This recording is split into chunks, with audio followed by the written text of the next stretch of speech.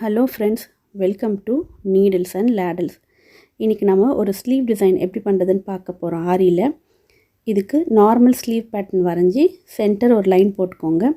அங்க இருந்து சுத்திலும் 3.5 இன்ச் எடுத்து ரவுண்டா மார்க் பண்ணி அந்த பாயிண்ட்ஸ் எல்லாம் ஜாயின் பண்ணோம்னா இந்த மாதிரி ஒரு ஆர்க் ஷேப் கிடைக்கும். நம்ம இந்த சர்க்கிள் ஸ்கர்ட் பண்ணுவோம் இல்லையா அதே மாதிரி. இப்போ இந்த லைன்ல தான் நம்ம ஸ்டிட்ச் பண்ண ஆரம்பிக்க போறோம்.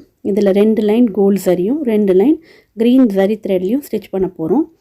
இங்க நான் யூஸ் பண்ற கோல்ட் ஜரி வந்து மிஷின் எம்ப்ராய்டரி thread. அதனால கொஞ்சம் மெலிசா இருக்கும்.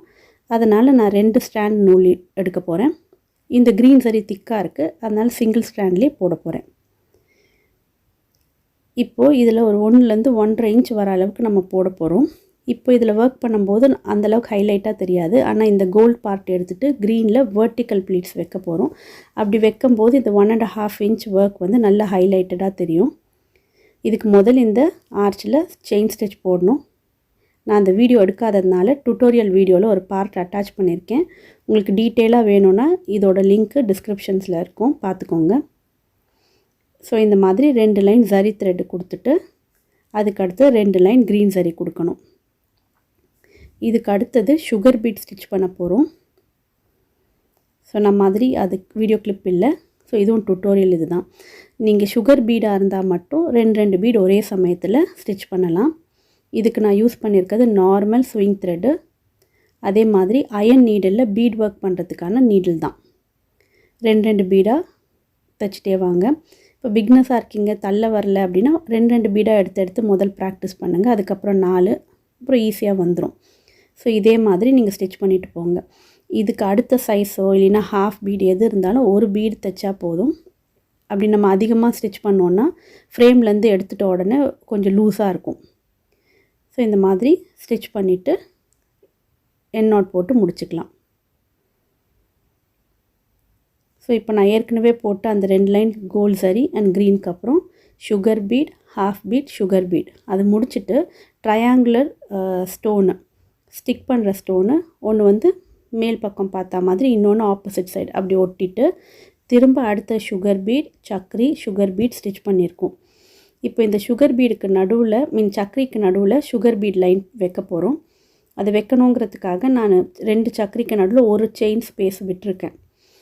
இப்போ அந்த இடத்துல 4 sugar bead கரெக்ட்டா இருக்கு. அத கொடுத்துட்டு பக்கத்துல ஒரு லாக் வந்து ஒரு குட்டி செயின் தான். அப்புறம் நார்மல் செயின் போட்டு திரும்ப அடுத்த சக்கரி ஸ்பேஸ்க்கு போய்டுங்க. இப்போ திரும்ப 4 பீட இன்சர்ட் பண்ணிட்டு அதே மாதிரி ஸ்டிட்ச் கொடுத்துட்டு ஒரு லாக் திரும்ப அடுத்த ஸ்பேஸ் வரைக்கும் செயின். இதே மாதிரி கண்டினியூ பண்ணிக்கோங்க. இப்போ இந்த சக்கரியில நம்ம ஸ்டோன் ஒட்ட போறோம். அந்த ஸ்டோன் வந்து பேக் சைடு ஒரு மாதிரி கோன் மாதிரி இருக்க ஸ்டோன். சோ நார்மல் இதுக்கு நான் ஃபேப்ரிக் க்ளூ போட்டு ஒட்றேன். இந்த இத நம்ம அப்படியே கையில எடுத்து வச்சோம்னா க்ளூ எல்லாம் படாம ஸ்டோன் நல்லா ஷைனிங்கா இருக்கும்.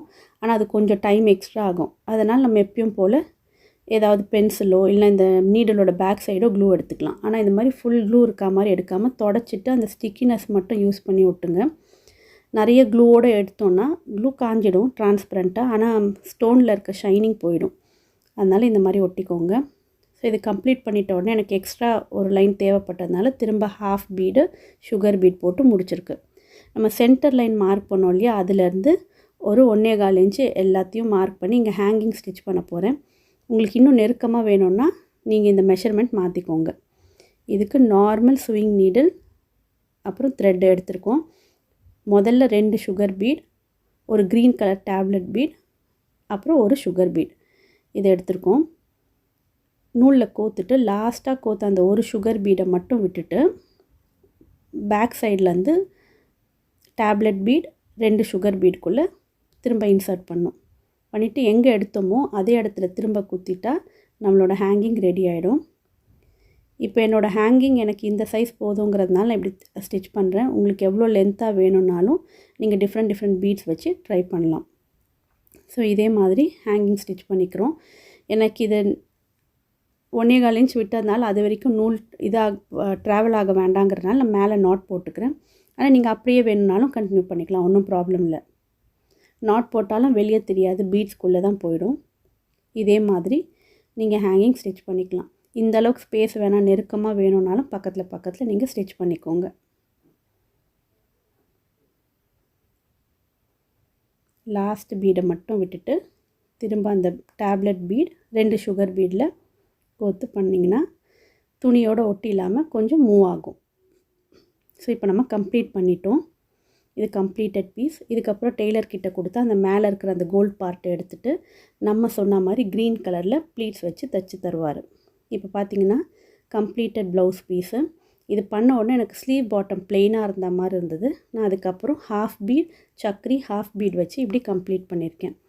உங்களுக்கு இந்த டுட்டோரியல் பிடிச்சிருக்கோன்னு நினைக்கிறேன். பிடிச்சிருந்தா லைக் பண்ணுங்கள், கமெண்ட் பண்ணுங்கள். தேங்க்யூ.